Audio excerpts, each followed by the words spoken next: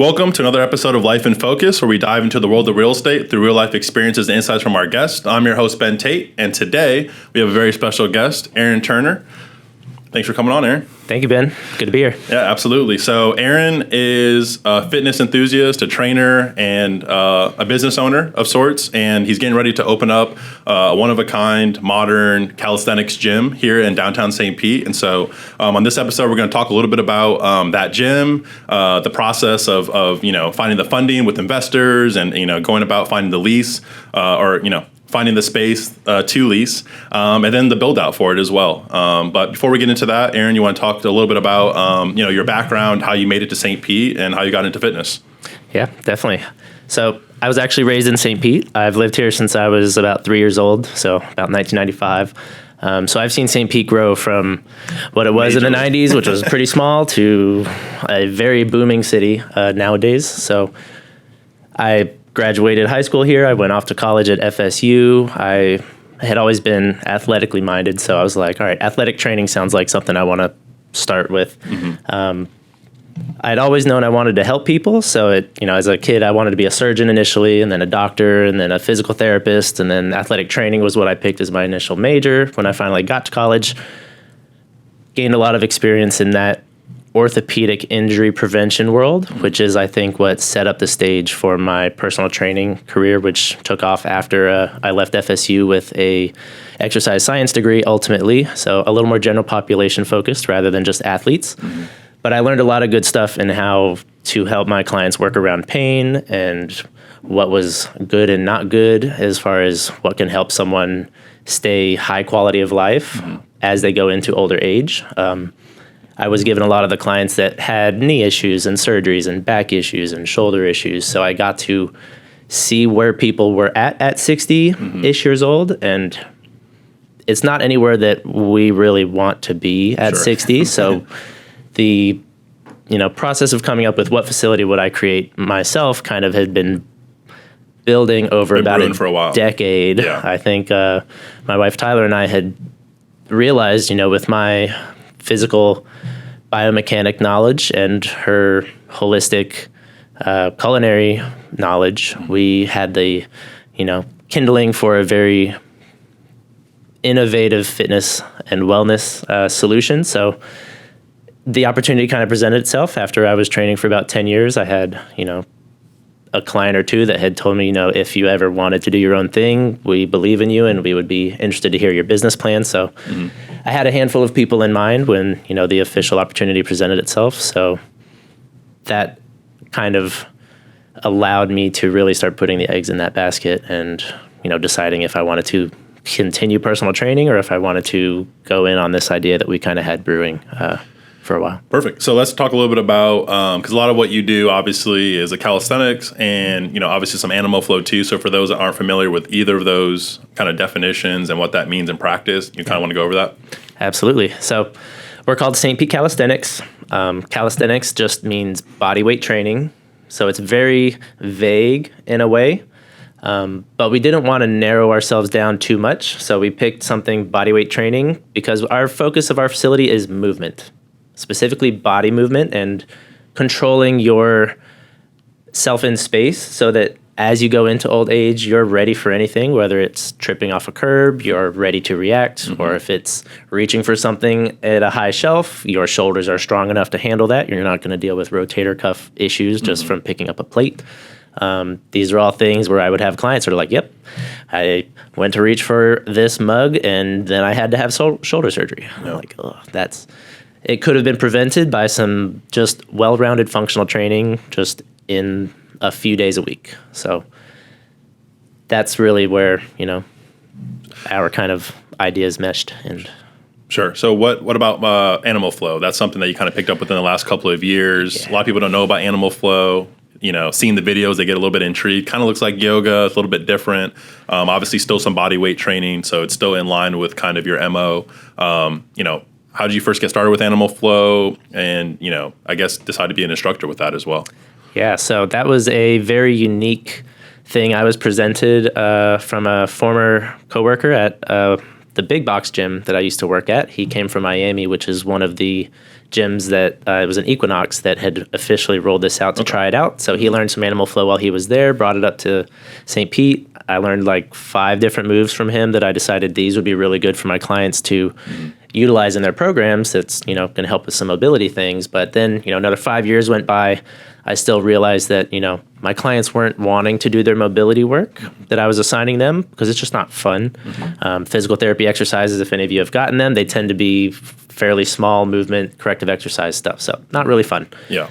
So I saw this thing in animal flow where I was like, that's a really unique, more fun way where I think I can get good at that skill enough to where I can teach it eventually. And I think that will fill in the gap where most of us as, very busy individuals, we don't see it as a high enough priority to spend the amount of time to do that mobility work. So this efficient dynamic movement in animal flow is something that you can do for 3 to 5 minutes in each morning that's going to stabilize, mobilize, and get some blood flow going. And if you can continue to do animal flow into your 90s, then you're going to be a very capable person forever. So what animal flow is, a lot of people tend to think it's just acting like animals. And it's really not that. It's much more about specific movements that help improve the human animal. Okay.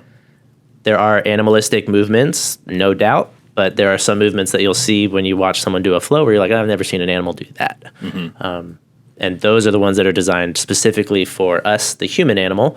And I think it's good for people to be reminded that we are part of that animal world, and there are a lot more similarities than we realize between, what we see in dogs and monkeys and all these other animals that we can learn about ourselves. And I think this gives you a primal access to something that,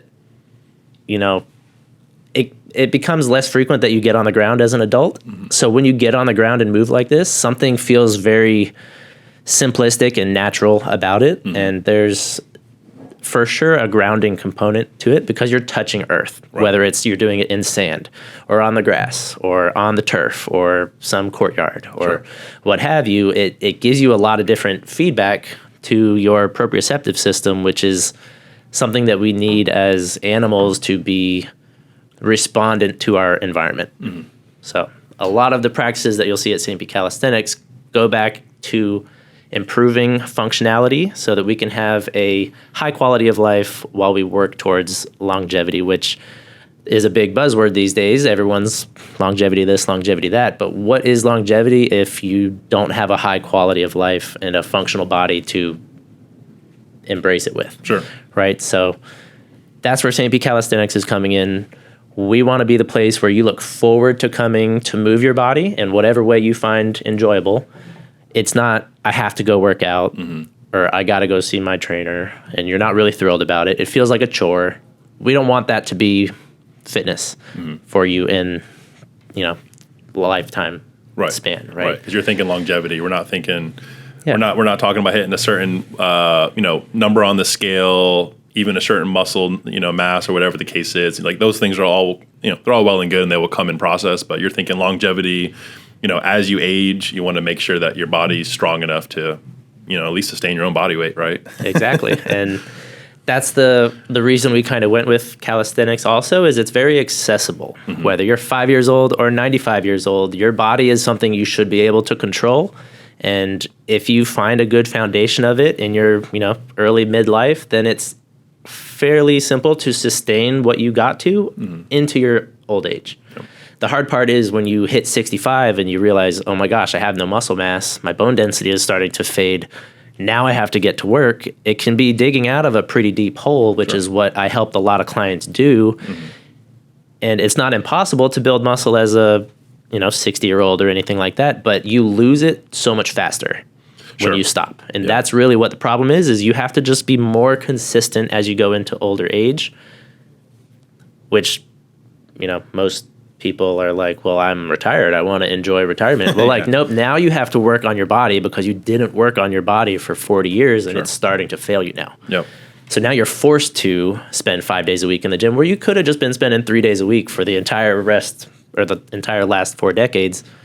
but now you got to do it double time because you're digging out of a deficit. Sure. Right. And I think you said something that's interesting too is, getting away from putting the gym in a box, right? Mm-hmm. When you say the word gym, I think of pumping iron. I think of, going to my local gym where there's machines that I got to wait to get on, and it's just machines and free weights. That's how you kind of think about the gym. And Mm-hmm. you're kind of expanding that to, body weight training, calisthenics, and, just overall fitness. That doesn't always have to be, hey, I'm going to go bench or incline or do squats. That's all well and good too to add into your regimen if you want. But, it sounds like you're kind of expanding the way we think about working out, fitness into stuff that maybe doesn't need as much equipment, that you can learn practices in your gym, that you can, maybe do some of them at home, but, you're actually, being part of a community that's doing more than just, pumping iron, 100%. There's so much out there to utilize. I think putting it in such a small box of, just barbell training or just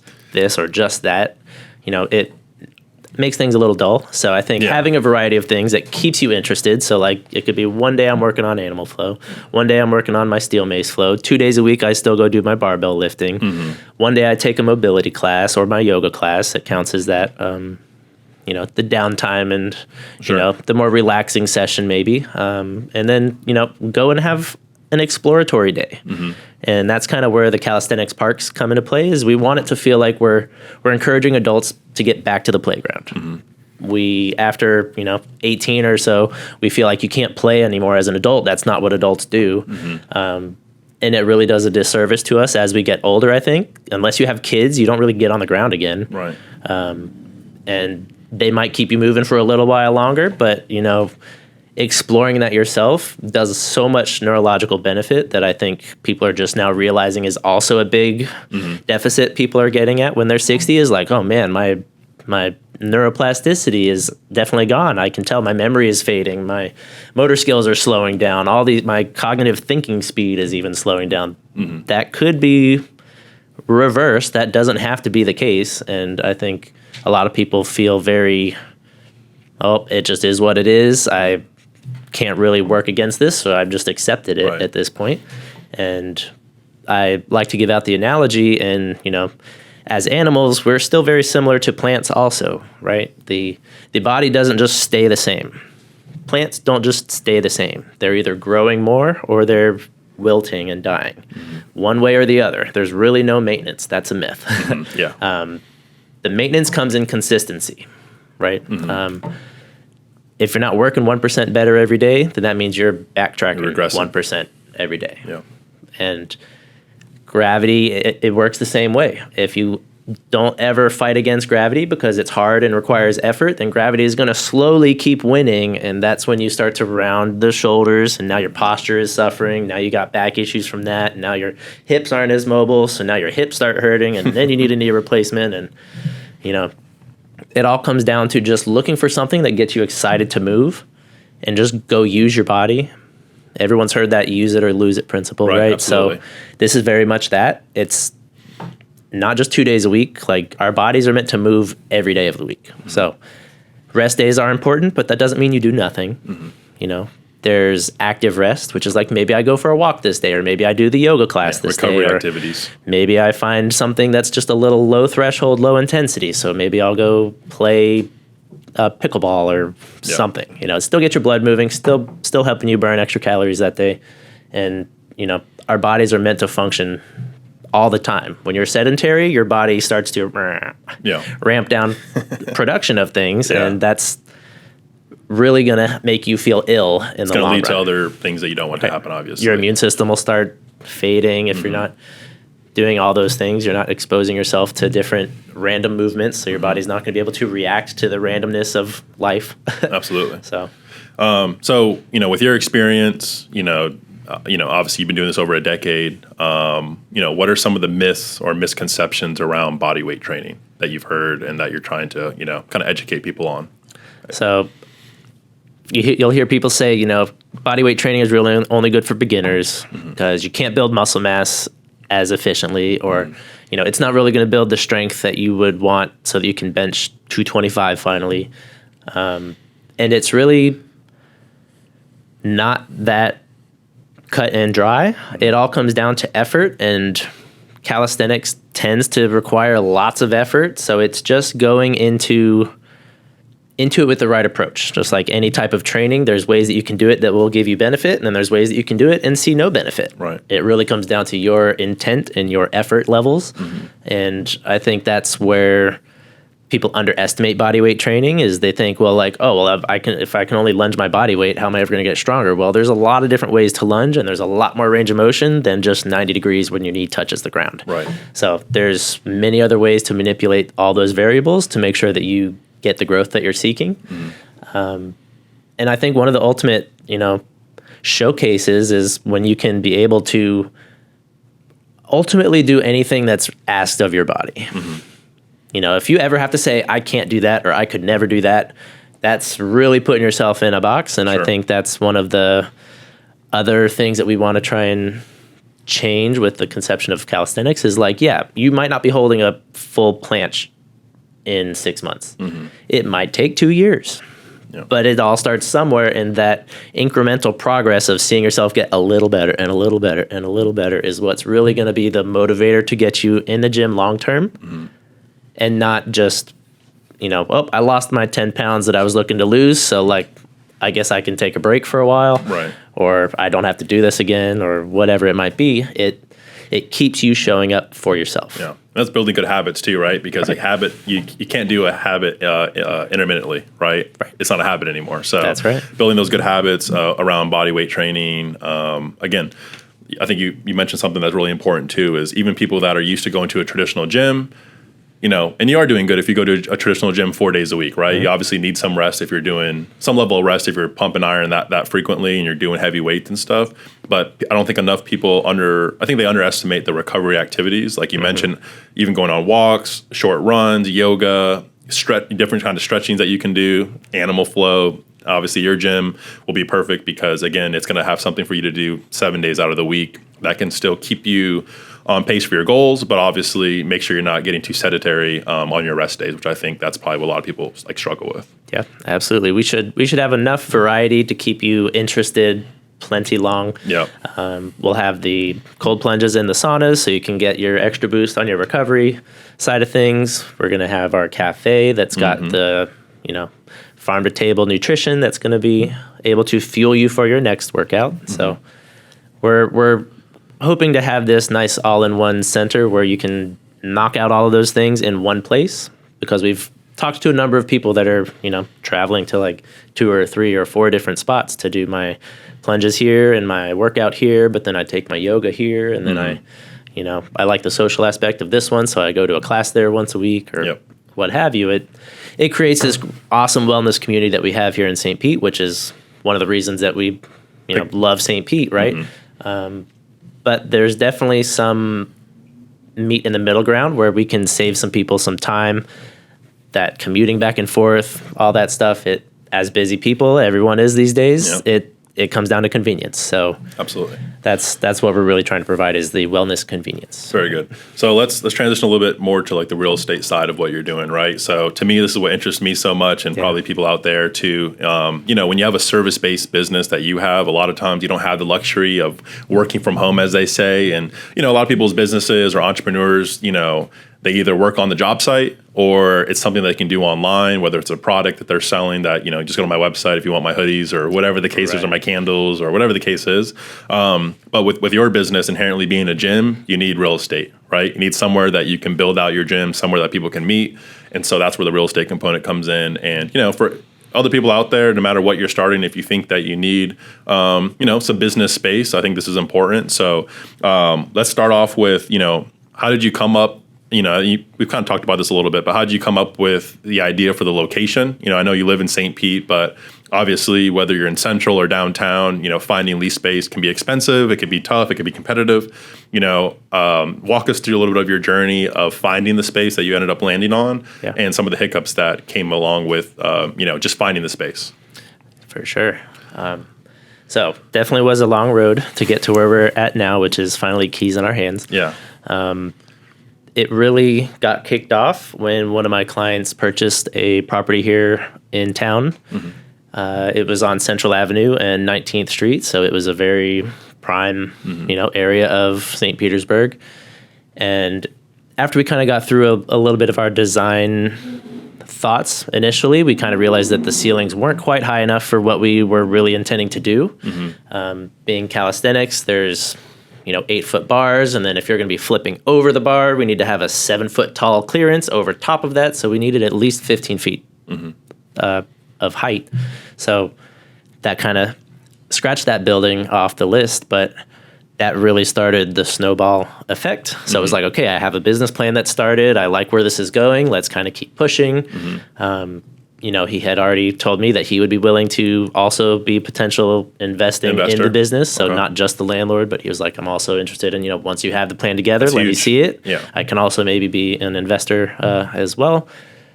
So then it was like, okay, well, I have one person that might be interested. So I was like, can I talk to my other clients that had shown interest in the past? One of them being Kathy Wood from ARK Invest. Yeah, huge. So she has been a client of mine for a couple of years now, and actually was referred to me by my first investor. Okay. She moved into his condo, and I had been training him, and she was looking for a trainer. So here I was. Perfect. I stepped right in. So we developed a nice, friendship, and she was really liking the innovation side of where our fitness approach was going. She was seeing the unique things that I was having her do that previous trainers maybe hadn't had her do, and the philosophy and approach that I was having, she really resonated with, I think. And her whole investment firm is focused on innovative tech and innovation specifically. So she really enjoyed that I was trying to create something very innovative in the fitness world. There isn't really a lot of calisthenics dedicated facilities, even around the world. Like, they're definitely less popular in the US than everywhere else. A lot of the stuff you'll see on Instagram is like on the beaches of Spain and Barcelona and, Brazil and some of these other places. I'm like, all right, the US needs some of this stuff. And it's, predominantly outdoors. Yeah. So creating an indoor version of that, and then accumulating the full vision over that process. And I'm like, okay, now I have 2 investors that are interested. We had one more that was a pretty good yes. So we had 3 total investors now. Building number 2 kind of presented itself pretty shortly after that. And it was also in the same neighborhood. So it was around 2100 and First Ave South. So only like 3 blocks around. Yeah. So we kind of put some eggs into that basket. This one looked promising. It's in a good spot also. It has nice high ceilings, but it was a former medical office. So the build out on it was looking a lot, because it had steel in the walls for the x-ray room and things like that were going to cost just a lot extra. So we kind of realized, okay, right as we were getting through some initial lease negotiations, we realized, man, this build out maybe isn't going to be the best budget wise. I would need to, definitely find other investors before we could commit to this. So that building kind of ended up falling off the way. We're like, oh crap, what do we do now? We got a few interested investors. We had just gotten money from those investors. So I'm like, the clock is ticking now. So we need this, building to present itself. And then finally, one of the brokers we were working with was like, I might have a building. She's like, it's currently only for sale. But I think your concept would do very well in it, and I think we could convince the landlord to consider a lease.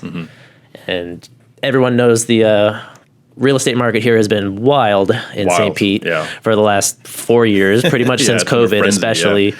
The commercial real estate market was no different. So we definitely had some competition for the building. There was still someone trying to buy the building while we were trying to convince them to lease it to us. So about 7 months of this back and forth process of us trying to prove that we have the idea, we have the funds, we have the know-how, we're ready to go. Their holdup was, you guys are young. You guys haven't opened a brick and mortar before. This is a really big concept. This is a big building. So like, they did have some, little reservations that we had to, comfort. Sure. Finally, we achieved that. We got, word that the buying situation wasn't quite going to work out. They couldn't quite cross the finish line. So they were pretty happy with what, our business was looking like, and they were ready to kind of give it a thumbs up and go ahead. So I think you brought up a good point there, because a lot of people that are trying to start anything new, a lot of times we do start it when we look a little bit younger, right? There's a huge stigma in business about people that look younger undertaking a big challenge, right? Yeah. And, I think there's arguments on both sides. You can argue that they're younger, so they have more energy. They're more willing to make it work compared to somebody that has more responsibilities and might be a little bit older, even if they do have a little bit more wisdom from life. Right. But what advice would you give to somebody else that is going through that same situation in regards to trying to convince somebody to, don't look at my age, don't look at, how young I may be, look at my expertise in the thing that I'm trying to do, right? Because you still had over a decade of expertise in the thing that you were doing. So that could add some comfort. But what would you say helped give them some comfort to move forward with you and look past your age? What is there a couple things that you think that you did that made them feel a little bit more comfortable, or a couple things that you would tell somebody else that, maybe they can do in those negotiations? Yeah, for sure. I do think I had the fact that these were kind of long-term relationships that I had already established with these people. So they've gotten to see me, go through, challenges before and how I dealt with them. It's personal training. So the personal side does go back and forth. Sure. So they've become, friends at this point. They knew you. They wanted to support you. And they saw the work ethic and the drive that I had. And they saw the vision as it was coming together. Sure. Because I was already, training them as we kind of started talking about things. So I would bounce ideas off of them and they kind of just got to feel and see the whole thing unfold. So that was definitely on my side. But I think the big advice I would give is to make sure that you have the vision that you have and stick to it, but be okay being flexible with things that at the same time. Right. With the things that make sense. People want to know that you have a plan for where you want to go. But they also want you to be if you can be a little bit flexible around your plan, that adds some comfortability for the investor. 100%. It's a win-win because now there's normally one or two things that make them feel a little bit more comfortable, whether it's you taking on a little bit more risk, and that's initially not drawn up. Or, whatever the case may be. It could be a laundry list of things. Maybe it's just, let's have a couple more conversations. Are you going to be available 24/7 for They might in the middle of the night think of something and be like, oh, did Aaron think about this? Right. And so there's certain things like that. Just being available, and obviously probably communication is probably a huge thing. Communication, and then being adaptable. I think showing them that, I can pivot when something maybe isn't going to go exactly how I expected it to, having that ability to keep your cool while you have to pivot, come up with the other strategy. Don't freak out. Right. Something's going to find its way to, to fruition. That's definitely something I think has stuck with us this whole process is we have had a pretty clear vision from the beginning and it's really helped solidify the core before we start branching out into, any other areas. State of Florida or country-wise, we want to really have that down first, and I think we've done a good job at sticking with what our original vision was. The building was really the thing that had to match the vision. Sure. And I think that was what we realized with building 1 and then building 2 is that, all right, these aren't quite matching the exact vision that we have, and then it was really like a Goldilocks situation when we walked up to building 3 and we were like, okay, this is the spot. Right. I think this one's got just the right amount of compartmentalization in the facility because what we're doing has a few different avenues to it. We're being an all-inclusive type of deal. Sure.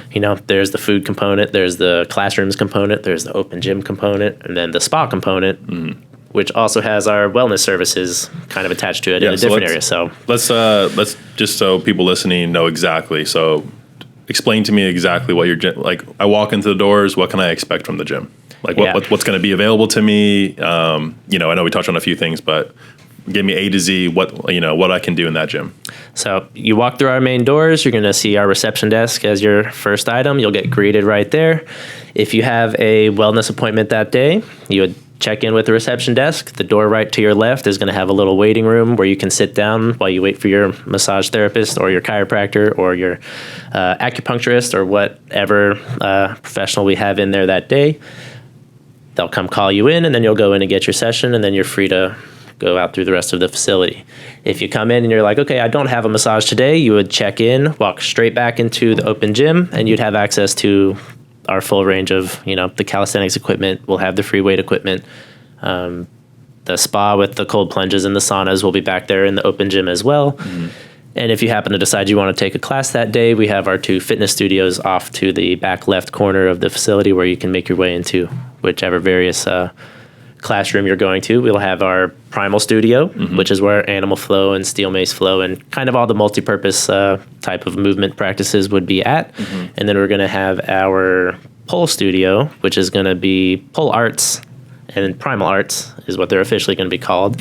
So the pole studio is going to have hanging poles, hanging hoops, the aerial silks, all that stuff. So those are the two big vibes of the classrooms. And right in the center of everything, we're going to have our cafe with some nice glass windows so you can enjoy a crepe or a smoothie while you're watching some of the cool stuff that people are doing inside of the open gym. So awesome. There's a lot going on in it, and it is going to be, Something for anybody. A bit of a challenge for us, but I think, we're up for it, and we're excited to start finding the personnel that are going to start filling our facility. That's one of our next big steps, is starting to find the right fit for the culture we're trying to provide, and give our members the best experience we can. And what's the exact location of the gym? I know it's not open yet. You guys are building it out, but what's the location of the gym, and what do you think the hours will be of operation? So it's located at 1960 5th Avenue South here in St. Petersburg. Hours are looking like they're going to be 6 a.m. open for the facility, 7 a.m. the cafe opens, and then 7 p.m. the cafe closes, and 8 p.m. the gym closes. Gotcha. So we open and close on 1 hour on either end of the cafe. So a thing that interests me is, we talked a little bit about how you sourced your investors, right? They were really clients that became investors, but I think it's very important. I think a lot of times when other people want to start something new, they don't think to look in their own circle or in their network of people, I would say. Yep. Either they're too afraid to bridge that conversation. Maybe they don't have conversations at all, so they don't know the capability of somebody that's in their own circle, because a lot of people don't talk about money and politics and religion. So it's something like, hey, I don't even know you had the pockets to help me do this thing. Or maybe they love you and they want to support what you're doing. So it's less about that and more about supporting somebody in their circle or supporting somebody that's already poured into them in their life, right? So we talked a little bit about how you found your investors, but one thing that's interesting is whenever you're doing investor decks and business plans, I've never seen an investor deck or a business plan that shows revenues going down. Right? It's always, everything's going up, revenue's going up, expenses are capped here, so we're going to make this NOI, et cetera. So I would suspect that the investors, they wanted to see kind of what your vision was from a cash flow perspective, but I would argue that the most important component that they wanted to see was your startup cost and the expenses to get the doors open, and how accurately those were kind of projected on your end. So how did you kind of feel comfortable about what your budget was for the renovation? Obviously, when it comes to the lease space and you're making those negotiations, you can say, hey, we know it's $100 a month. You can kind of back into, obviously for conversation's sake, it's $100 a month. So you kind of back into what the lease expense is going to be on an annual basis and stuff like that. And you can talk to them about CAM and taxes and all that good stuff to have an idea of what to expect. But from the actual startup expenses that, they can wiggle a little bit when you're hiring different contractors and you're waiting for permits to be approved, which can push back other things, maybe today's prices and tomorrow's price and stuff like that. So how did you come up with a good budget for the renovation and feel confident about that number? So I fortunately had a client that had a husband that was in the financial world, and he was willing to kind of sit down with us right as we were starting things, and he was happy to create just kind of a starter pro forma for us to work off of. Definitely isn't my wheelhouse. Sure. The financial sides of things. I hadn't opened anything, so I was like, I just kind of need a jumping off point. Sure. So he definitely gave us a good template to get going, and that live document has just been very helpful each step of the way. I'll find out, that's another expense I wasn't accounting for, and then I would add it in. So, by the time we were looking at, presenting these to the investors, I would say it was probably 70% accurate. There's definitely still been some things that were unexpected as we've been going through the last 6 months, and it obviously would depend on which building we ended up with. I didn't know which building we were going to have yet, so I was very, very vague on what I was expecting. How much build-out's needed? I'm like, okay, we're going to need $200,000 to $500,000 for a build-out, somewhere in that range. Right. Who knows until we find the building? So there's always going to be a few question marks. I think we had our funding ultimate goal, and then we had our this is enough to get us ball rolling number. And we hit that, we can get the ball rolling number, and just the right amount of time, that building 3 kind of showed itself. And then it was just like, okay, we have the money, now we're negotiating, but negotiations took 7 months. Sure. It's not a quick process in the commercial 7 world. months of investor money that, we're starting to, just ever so slightly see it start, dwindling down. And we're like, okay, time is starting to become more of the essence. And, if we needed this negotiation to wrap up so we can actually start putting in hours and sweat into the building so that we can get open. And I think it has been a evolving process. It definitely wasn't 100% accurate right off the bat, and I'm sure it almost pretty much never is for most businesses. But is there anything that you're right in the thick of it, right? So, but is there anything that you can look back now over the last 8 months that you would have done differently, knowing what you know now in regards to that budgeting process? Is there something that you kind of glossed over, moved too quick on that, like, hey man, if I had extra time, I would actually spend more focus on this? Anything in particular? I might have tried to dive into more of what would go into negotiating a lot of the things that I ended up having to negotiate months before I was actually getting there. Gotcha. I was tending to be learning things as they were coming up rather than being anticipatory of 3 steps ahead and going ahead and starting to try to get a grasp of what all the questions are going to come about. What does, at the time I wasn't sure what triple net and all these other items were. That was definitely not my wheelhouse. So I wish I would have gone back and done just a brief, like, okay, this is some general real estate things I need to kind of get to know, and these are some general, as a renter, these are things I need to be aware of when I'm negotiating my lease. And I wish I would have done a little bit more, preemptive homework instead of doing, okay, this is the next thing coming up, let's figure out what makes sense here. I would have felt a little more prepared. Yeah. And real quick, just for the people listening out there, to go through that real quick, triple net lease term is pretty much what most people are used to when they rent their house or rent an apartment. You pay the landlord rent, you're in charge of everything else, right? That's simply put what triple net is. Modified gross means that the landlord will take on certain levels of those expenses on top of the rent that you pay.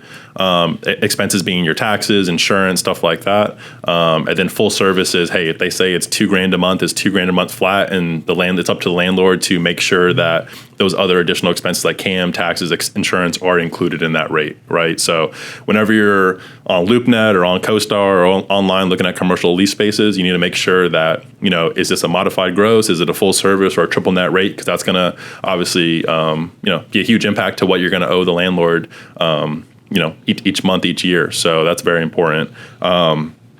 So in regards to the build out, right? Because again, depending on the space that you rented, depending on how much build out was needed, what build out was possible. So, in regards to the regulatory process, permitting, legal and zoning, did you run into any hurdles with that? Or what's the timeline with some of the permits that you've had to pull, or your expectations on timelines?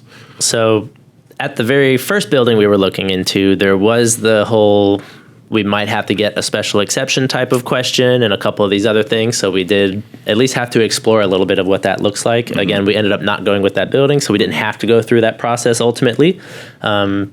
But that kind of made us a little more aware as we were looking for building 2 and 3, like, okay, that's something we need to be aware of. The parking requirements need to be specific for parking's a big this deal. Type of thing. And that being, a client or a building that my client bought, it was just, the first building that made sense to look at. And that was the thing that we would have had to take care of. But after that, I knew to look for places that already had enough parking per person that I would need, and all these couple other little details, and, being able to bounce stuff off of a couple of my clients that are already business owners. They would say an acronym or a word. I'm like, I haven't heard that one before. Tell me about that. I need to go look into that because that's clearly coming up next.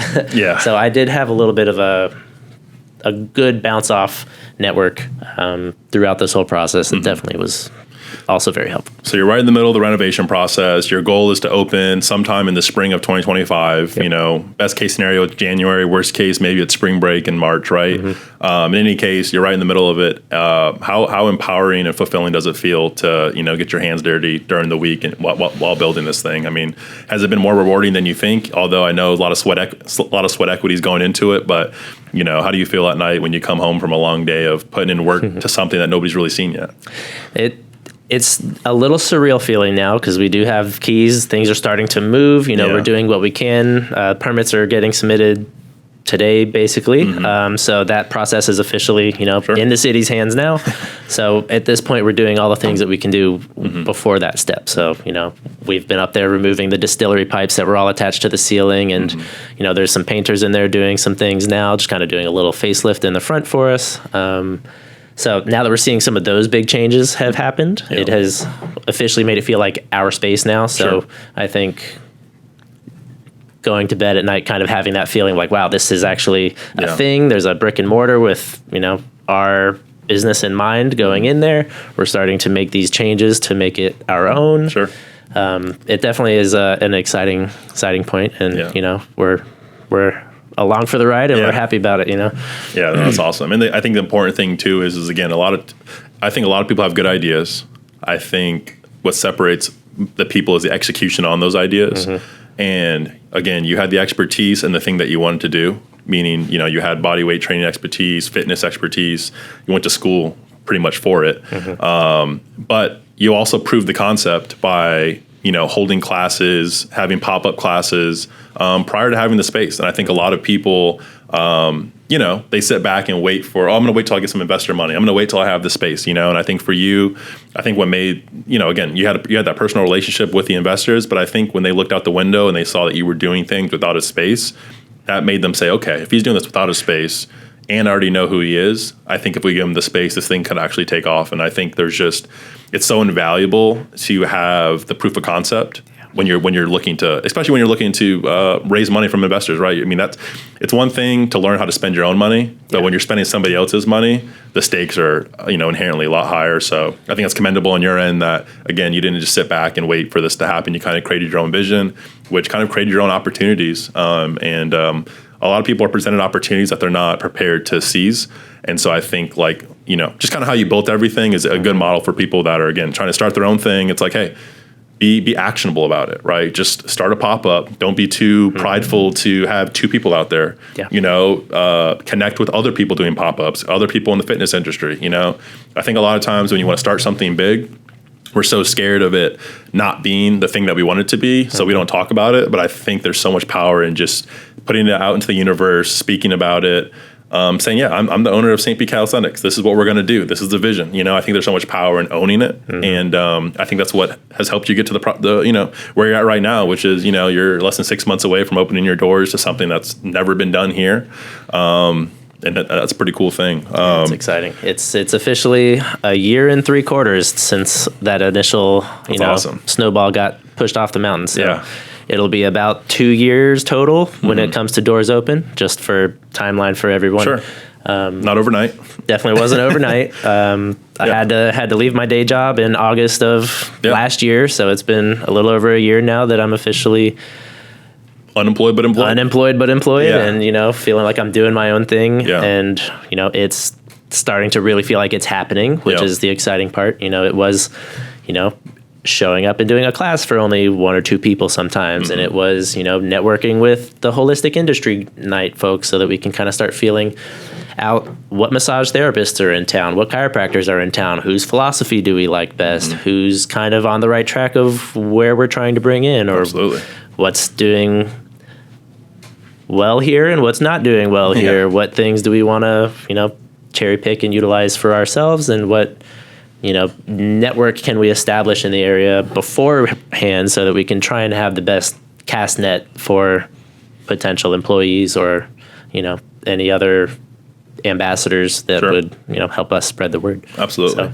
So how can potential members sign up now, or kind of help support you before the doors open? What's some ways that they can do that? So our founding members can go ahead and reserve their memberships now. We have a crowdfunding campaign on Indiegogo. So head on over to there and you'll find St. Pete Calisthenics right there in the new Premier Wellness Center for St. Pete.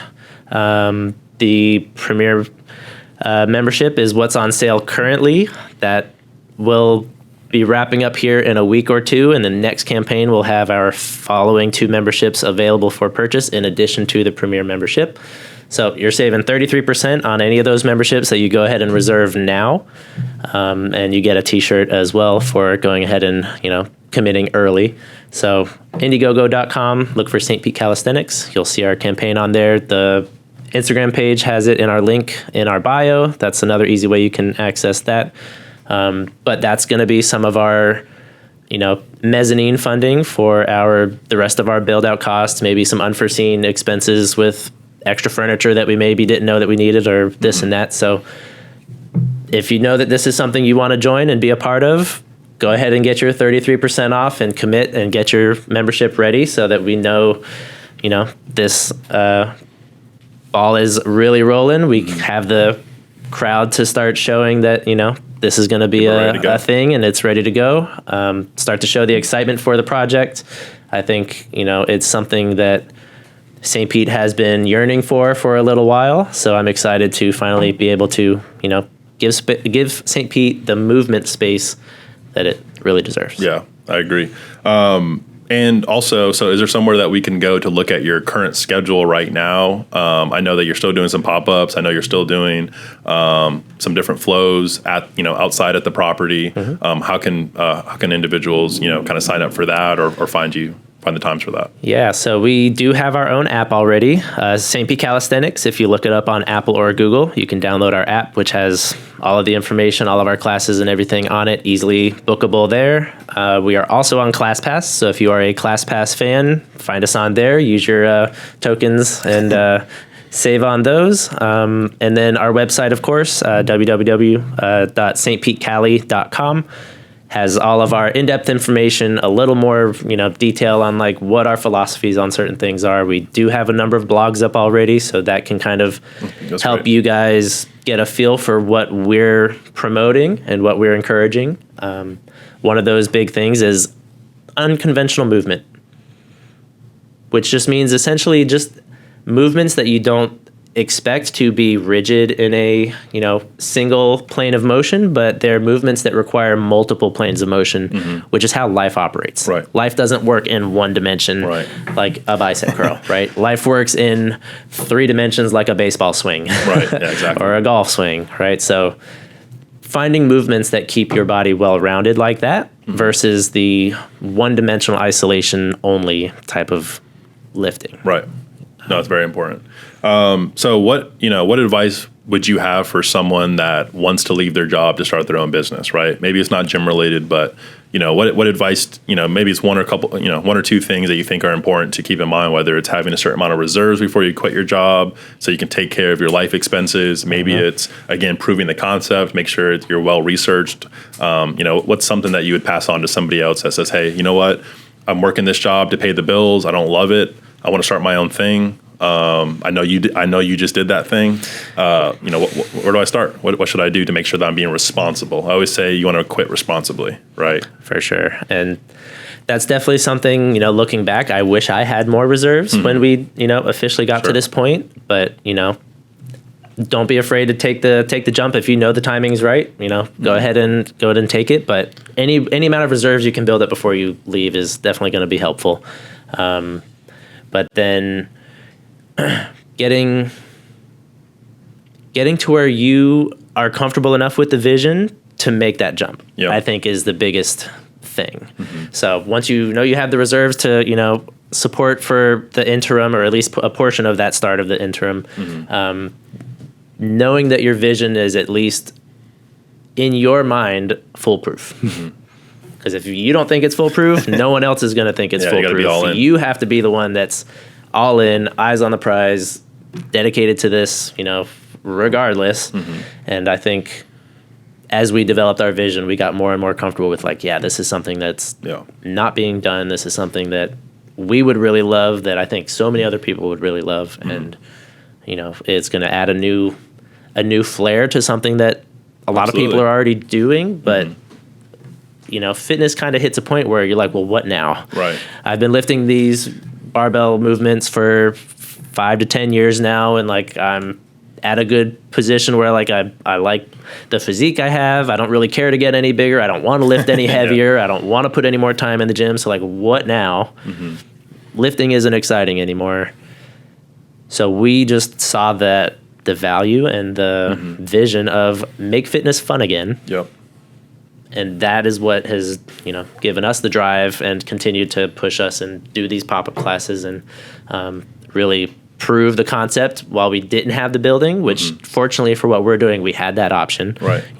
Not everyone is going to be able to be doing what their business some of is. it. Yeah, it depends definitely on the business, but we were able to do a little bit of pop-up classes here and there and spread the word and collaborate with different businesses and do a couple showcases here and there that have, been helpful. So I think really putting yourself out there also. Yep. You know, that was another big thing Part of is it. you have to be the salesman. You know, no one else is going to care as much as you. Right. But again, like you said, if you're 100% on your vision, inherently sales become kind of natural. Yeah. Because people can tell if you're 100% in on the thing that you're trying to sell Yep. or trying to get them to jump on board with. And I think, in short, it's basically be focused on your vision and less focus on timelines. Because I think a lot of times you're like, oh, how fast am I going to get this? How fast is the return going to happen? Yep. So I think that's really powerful. But we end every episode the same way. I ask you to give me give yourself a piece of advice that you would, that you could have been helpful this time last year, knowing what you know now.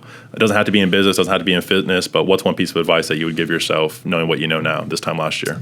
Yeah, definitely. So that one's a really big one. And I know our case is a little specific, but since I started this venture with my wife, there has been a battle between the personal world and the business world.